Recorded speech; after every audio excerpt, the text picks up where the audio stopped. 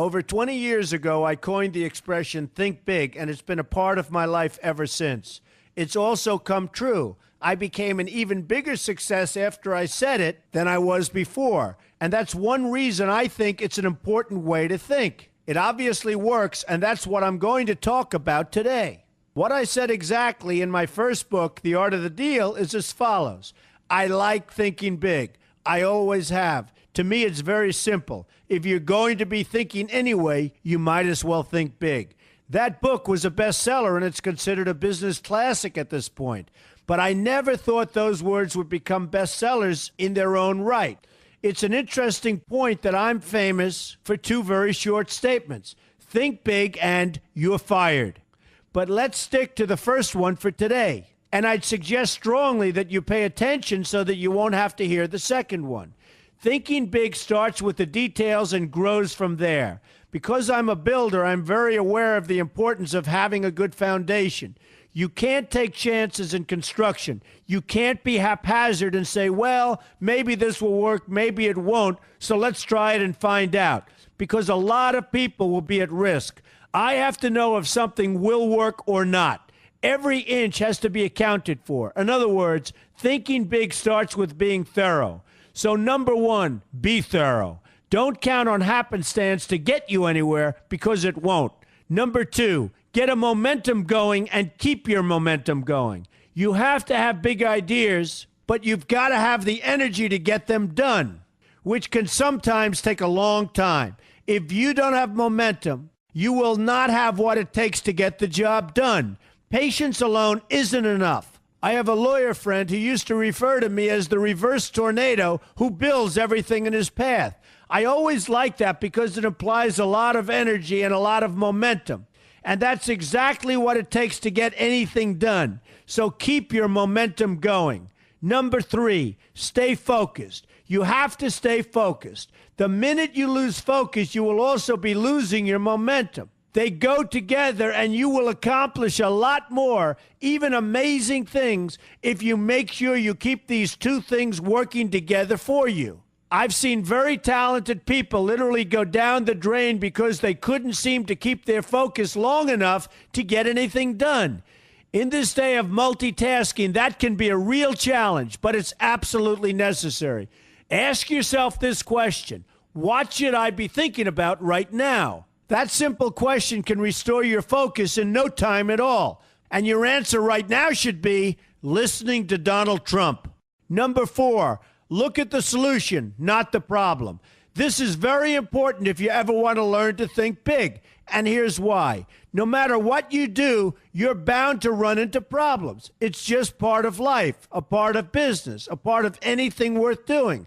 If you let the problems get in your way, they'll become bigger than your idea was to begin with, and you will be a wipeout. No matter how bad things look, keep your focus on the solution, and you will be surprised how things can work out, and work out properly. One way I do this is to ask myself when confronting a possible problem, is this a blip or is this a catastrophe? A catastrophe is something like an earthquake, a tsunami, a war, and so forth, and a blip is everything else. Right away, you'll have the right perspective, and your equilibrium will be restored. So keep your focus on the solution. Number five, see opportunity for what it is, an opportunity. For example, why are you listening to me today? Curiosity? You like me? You don't like me? You want to learn? You have nothing else to do? You want to hear me tell you you're fired? I hope not. But whatever your reasons might be, they've brought you to a good place to get involved and to learn. And that's an opportunity right there. People think that because I'm rich and famous that I know everything. I know a lot, but one thing I know is that I don't know everything. So I ask myself this question every day. What can I learn today that I didn't know before? And you know what? I learn something new every single day. That's a big reason for my success, and the same thing can apply to you. Take the time to see today as an opportunity, and you'll be surprised by what can come your way. Be open to new ideas, and you will be creating your own opportunities before too long. Number six, know everything you can about what you're doing. That's a good way to cover your bases. Another good way is to read the book Robert Kiyosaki and I have written together, Why We Want You to Be Rich. It's about covering your bases and knowing what's going on. I remember when some guys came in to meet with me about a great idea they had for an atrium for a building on Wall Street. It was a beautiful idea except for one thing. None of them had thought about how the building would be supported around this fabulous atrium. They didn't take into account the steel columns that were necessary to support a 72-story building, a very big and embarrassing oversight that could have been avoided if they'd taken the time to think about what they were doing. Don't let that happen to you. Know what you're doing first. Number 7, be lucky. Remember the old saying, the harder I work, the luckier I get. Well, it happens to be true. It works for me, and I've encountered some pretty big successes. But this goes along with something that's absolutely necessary for great success. Be passionate. You have to love what you're doing if you want to be successful at it. My father told me that it's absolutely true. I might work 7 days a week, but it doesn't seem like work to me because I love what I'm doing. If you don't like what you're doing, find something else to do, or do it part-time until you can find something full-time. You will never be successful, happy, or healthy unless you're doing what you love to do. That's just the way it is. So give it some thought. In fact, give it a lot of thought. For example, if you're feeling frustrated, there are 2 ways to look at the situation. Frustration can mean that maybe you're expecting too much, or it can be an indication that you know you should be or could be doing more. Use frustration as a motivator. Use it to get where you want to go instead of staying where you don't want to be. But above all, be passionate. That's the fast track to success, no matter what your interests are. Number 8, see yourself as victorious. That can zap negativity immediately and put a positive spin on problems. I've gotten to the point where I see problems as challenges that I'll enjoy meeting and dealing with. My point here is that no matter what you do, you will encounter problems. Why not see them as challenges instead and know that you are more capable of dealing with them? That's positive thinking with a realistic slant. When I go into negotiations, I keep an open mind to what may happen. But I can tell you that there's already a done deal attitude on my part.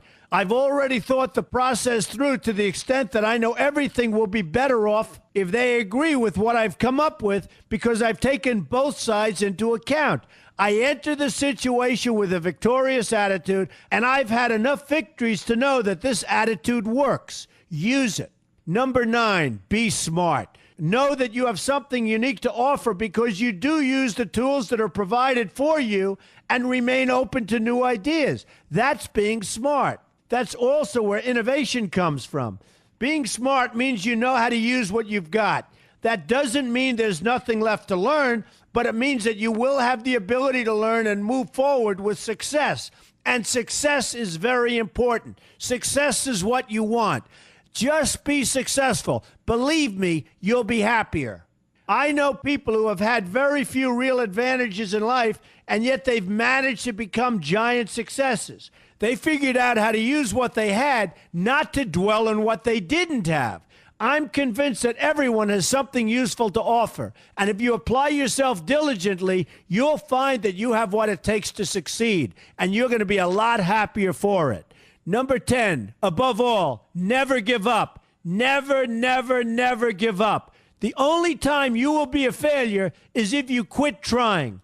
Only losers quit. The biggest losers in the world are quitters. Winners keep on going. So whatever you do, never give up. My father always used to harp, never give up, son, never give up. Don't ever quit. I never want to see you give up or quit. Well, my father was a smart guy, and I listened to him. And remember, think big. A good way to start is to read our new book, Why We Want You to Be Rich. 2 men, 1 message. There's a lot of great advice in there for you, and I expect you to pay attention. You're going to do fantastically well. You're going to be a winner, and I'm going to see you in the winner's circle.